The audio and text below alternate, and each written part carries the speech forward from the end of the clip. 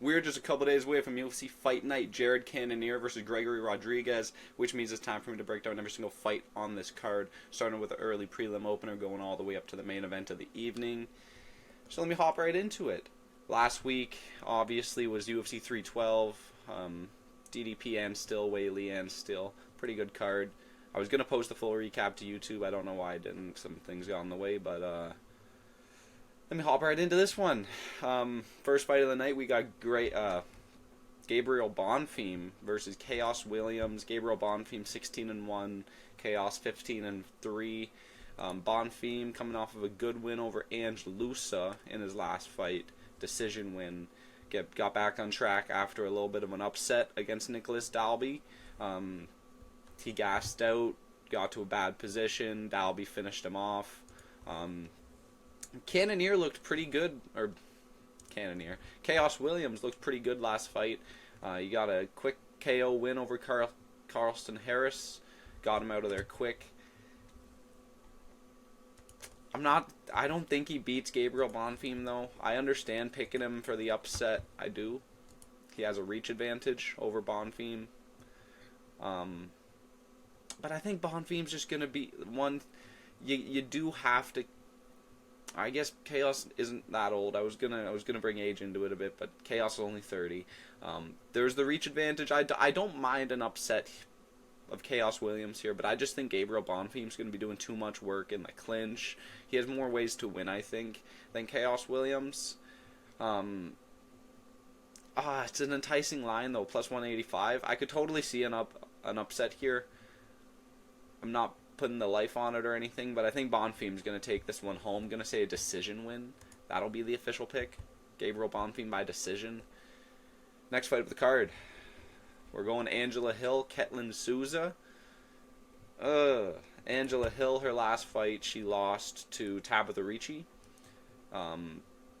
Two good wins before that, Luana Pinheiro, Denise Gomez. Luana Pinheiro is not really a good win in after I say it. It's not actually that good of a win. Ketlen Souza, she just upset Yasmin Yeragway on UFC 300, put her down with a big overhand, and then choked her out really fast after. Good win for Ketlen Souza. It's scary picking against these types of Brazilian women, if you understand what I'm saying. You know, the manly ones. The ones that, like, they look like they're on test, putting it lightly. You know, there's like the Luana Santoses, but then there's the Denise Gomez's and the Jessica Andrades and the Ketlen Souzas. You know, there's a drastic difference between the two of them. That being said, I think Angela Hill's way better.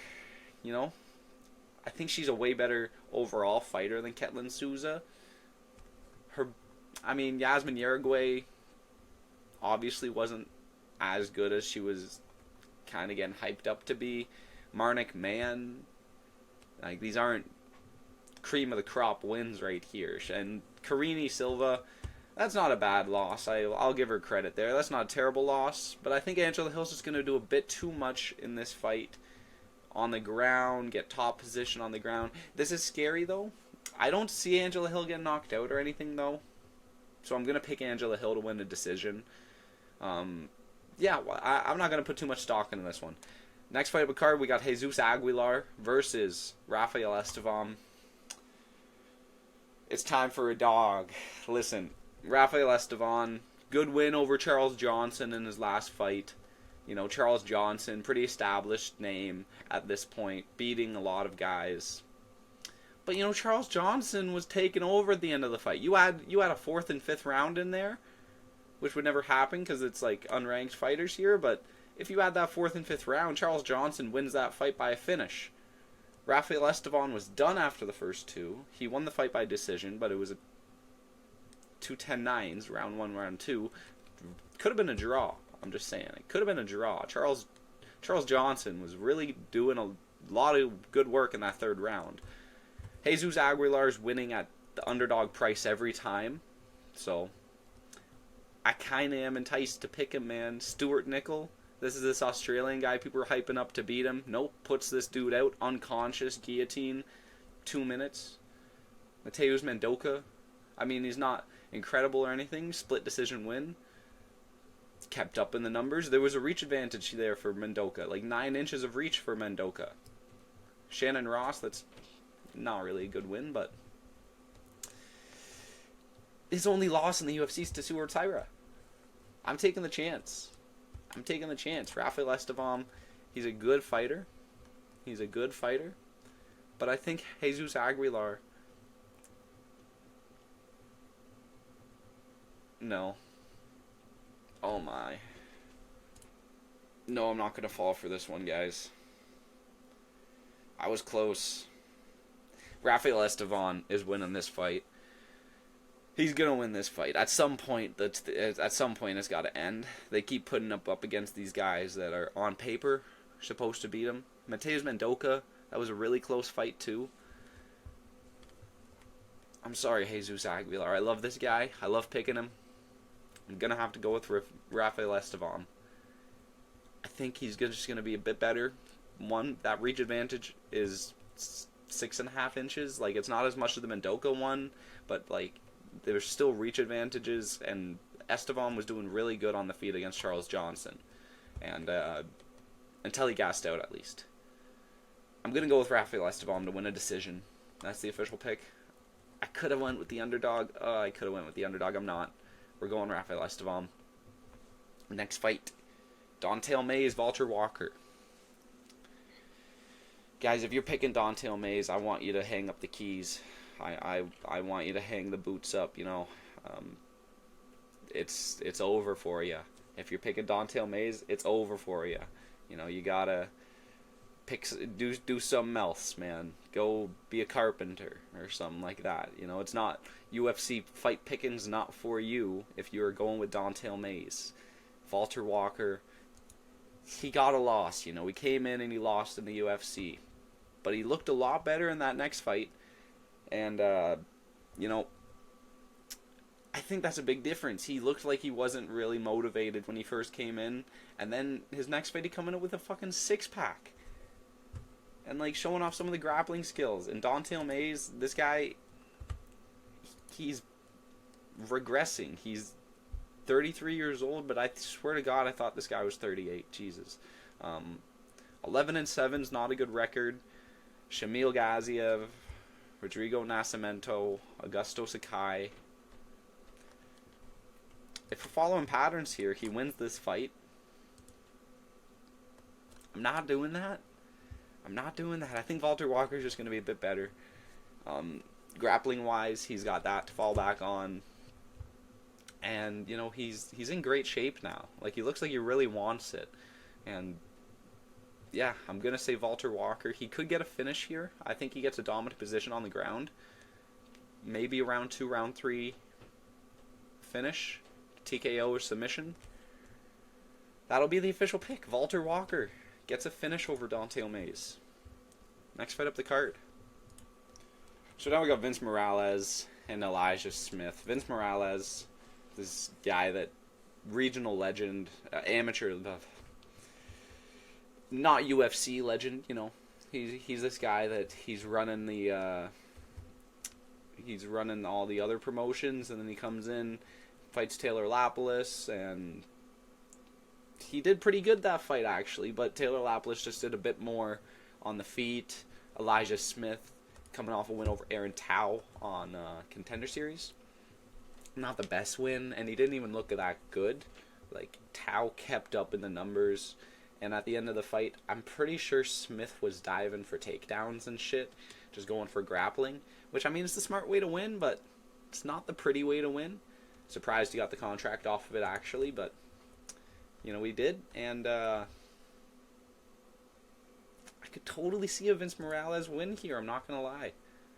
I could totally see Elijah Smith's very young, very young. I think he's only 22. Yeah. Oh, I could totally see a fucking Vince Morales underdog win here. Do I pick it? I think it's more likely than the Jesus Aguilar one.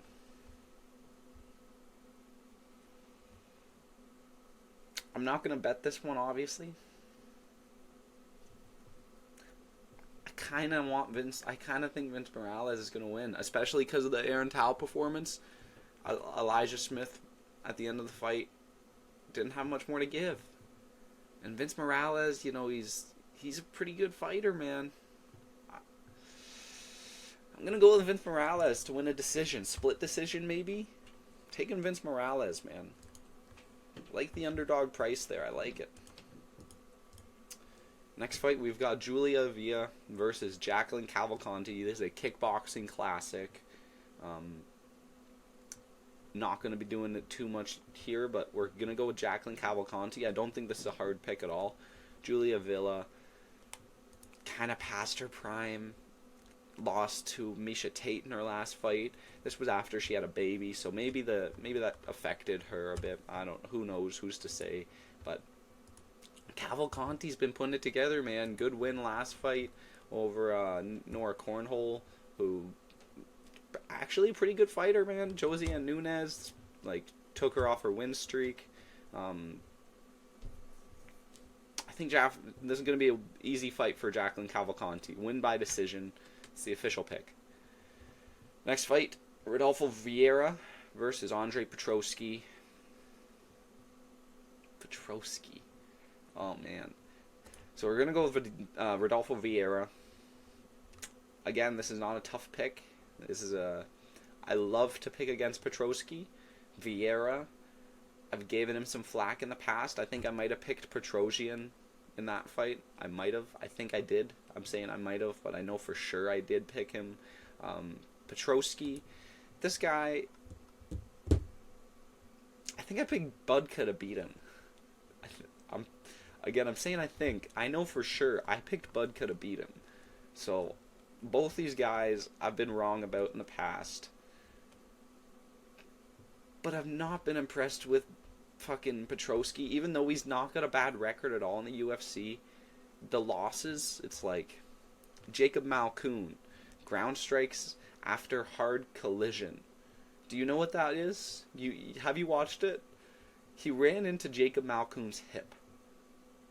He ran into Jacob Malkoun's hip on a takedown attempt, and that knocked him out. Michelle Pereira getting out of there in a round, being a Michelle Pereira victim in itself is kind of embarrassing in 2024, 2025. 2023 that fight happened, actually. I've never given Petrosyan credit. I'm not going to start now. Viera is pretty good grappling. I'm going to say he gets Petrosyan out of there at some point on the ground with his submission in the second round. And that's going to be the official pick. Yeah, it's a fucking Petrosyan fight. What am I doing here? Next fight, we got Edmen Shabazyan versus Dylan Budka. How is Dylan Budka signed still? I don't understand. I don't understand how Dylan Budka is still signed. Shabazyan, man, he gassed out against Gerald Mearshart, man. He was winning. He was doing really good that first round, too, against Mearshart. Did he get a knockdown? I think he got a knockdown. No knockdown. I just looked it up. But he was doing really good against Mearshart that first round. He gassed out, got to a bad position on the ground. Mearshart finished him off. Budka? There's no way Budka is going to out-grapple him. I'm just saying. Shabazyan's beating this dude up. Maybe a finish. Cesar Almeida was able to finish him. Gonna say Edmen Shabazyan wins a decision. Pretty dominant one. It's Dylan Budka, man. How is he signed? Next fight, we got Jose Delgado versus Connor Mathews. Delgado's 8-1, Connor Mathews 7-2. Delgado's coming off of a win over Ernie Juarez on Contender Series. I don't know how. It's been a while since he's fought. Not really a while, but August of last year. I feel like he should have debuted already, but I guess Elijah Smith is just debuting, so maybe not. Connor Mathews, man, this guy has not impressed me. Knocked out by Dennis Bazooka. It's not a bad loss, but he hasn't really shown me much, and this is his second run. He lost on Contender Series the first time, got there a second time, got a contract, and got knocked out first fight. So I'm not going to give him that much credit, and I think Jose Delgado is a pretty good prospect coming in here. Big finish on Contender Series, and I think he's going to get a finish over Connor Mathews. Going to go with a round 1 or round 2 TKO win for Jose Delgado. That's the official pick. Next fight. So this next fight, Ismael Bonfim, Nazim Sadykov. Bonfim coming off of a win over now retired Vince Pichel. Nazim Sadykov hasn't fought since 2023, coming off of a draw against Vyacheslav Borshev. It's a weird one. Both of them beat Terrence McKinney, had him in a highlight reel. Ismael Bonfim's probably a better highlight reel, got him in the massive flying knee. Sadykov put him out with a triangle choke or something like that. This is a weird one. But I think Bonfim's going to win this one. Sadykov's so inactive. And Bonfim's he has a lot of potential. I understand he kind of got fraud checked by BSD, which is not aging incredibly now. That doesn't look too good. But at one point, BSD had a lot of aura, man. This guy was aura maxing before Dustin Poirier nerfed him to fuck. So, unfortunately, he got the short end of the stick against BSD. But he's looked pretty good. He was on a tear before that. I think he's going to get the win over Sadykov. I do. This is a really tough one. But man, I don't really...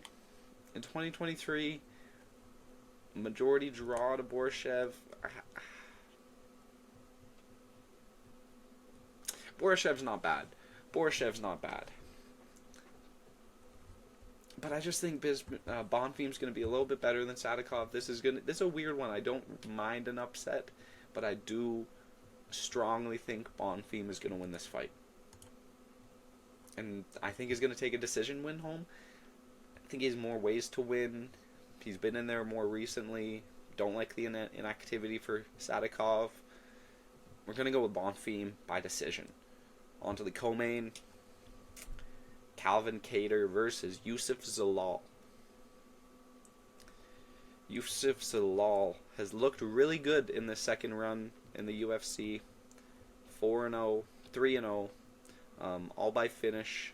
Good wins too, like Billy Quarantillo is a good win. Jarno Aarons is a good win. Jack Shore was supposed to be his return fight, was supposed to be his comeback fight, but didn't go his way. They're all not bad wins, to be honest. And Calvalcanti, he just got out grappled by Aljamain Sterling. Youssef Zalal, strong grappler. I think his last loss is to Poirier. Or Sean. Yeah, no, okay. He lost a couple after that, but he's looked a lot better in this second run in the UFC. And I think Calvalcanti's regressing, man. After the surgery that he had, it was an ACL, I think. That's why he was so on the shelf for so long after that Arnold Allen. It's a knee injury. I don't think he's the same fighter, man. And I don't think he really wants it anymore. At a certain point, he was getting close to a title shot almost, or a contender's at least. He was getting up there. Then that Max Holloway fight happened. That kind of took a lot out of him. The Giga Chikadze one, that was a big upset. That took a lot out of him. And then the losses, man. The inactivity and the knee injury and the grappling background for Zalal. It's just too much, man. Can't go against Zalal here. Think he's going to... Aljamain Sterling doesn't finish fights. So the fact that he didn't get a finish there doesn't really matter to me. Zalal, he's getting these finishes, man. He's getting into dominant positions. He's finishing this fight. He's going to finish this fight. We're going to go with his Zalal submission win in the second or third round. That'll be the official pick. Now it's time for the coveted main event. Jared Cannonier, Gregory Rodrigues. Pretty good main event. Is Cannonier washed? 40 years old. Lost his last two. Got knocked out in one of them. He got beat up in the other. I think he's washed, guys. I don't think he responds well to punishment, to damage, getting hit in the face. I don't think he likes it anymore. Gregory Rodrigues is a pretty strong puncher, you know. Looked really good against Christian Leroy Duncan. Brad Tavares, that's a good win. He got a nice KO there. Dennis DeLulin. Like, I mean, there's a lot worse competition than Jared Cannonier, but at a certain point you do have to make a step up, and Gregory Rodrigues has looked really good. This is his prime age. And it's a loss over Bruno Ferreira. I'm pretty sure this was just, it was a short notice bout. He was supposed to fight Brad Tavares. So, like, how is that a bad loss when he's supposed to fight Brad Tavares and gets Bruno Ferreira instead on short notice, who turns out to be like a fucking nasty scrapper? It just doesn't... People are holding that against him like it's a terrible loss. He didn't get knocked out in it. He got fucking... Or wait, that was... Which one am I thinking of? That it was a massive cut on his head. That's my bad. That was actually from the Chidi and Jaquani fight. He did get knocked out in the Bruno Ferreira fight, but it was a short notice bout. Bruno Ferreira turns out to be a killer. I can't hold too much against him there, and it's not like Cannonier's never been knocked out before. Listen, you're gonna have people tell you that Gregory Rodrigues isn't that good, that he's a bum, that he's all this, that he's all that. Gregory Rodrigues is incredible. He's got a lot of potential. He hits like a truck. This guy's got good grappling. Hang in there with the best of them. Cannonier, he's regressing. You know, you're 40 years old. That's not when you make a third or fourth run for the title. That is not when it happens, man. Especially when you're on a decline like he is. Lost his past 2. He doesn't look good when he takes a punch. Gonna have to go with Gregory Rodrigues. This is a 5-round fight, man. You're telling me Rodrigues has more ways to win. He has the grappling to fall back on. And he's going to be outstriking Cannonier. He's going to be doing better on the feet. So we're going to go with Gregory Rodrigues. How is he going to win? By knockout. He's going to finish Cannonier off. This is a long fight, guys. And yeah, Gregory Rodrigues is going to finish him off 3rd round. 2nd or 3rd round. Maybe 4th. Second or 3rd round. KO win for Gregory Rodrigues. Maybe a TKO dominant position on the ground. RoboCop's finishing this fight, for sure. So we're going to go with the Gregory Rodrigues, round 2, TKO win over Jared Cannonier. That's it. That's all the picks. Let me know what you guys thought. If you like this video, make sure to like, comment, subscribe, hit the notification bell so you never miss a future upload. Listen, I've been meaning to put more content out recently. I keep telling you guys I'll be doing more stuff. I've been lacking. I won't lie, I've been lacking. I should have had videos out over the Bryce Mitchell situation. Should have had videos out over the Jackson podcast situation where they just removed the Bryce Mitchell one. There's all this stuff that I'm missing out on. So I gotta start pumping out some more videos. You'll see them soon. Again, if you like this video, do all that stuff. Subscribe. We got a lot of other videos here. So check those out. Thank you for watching. We'll be back here for more soon. Have a good one.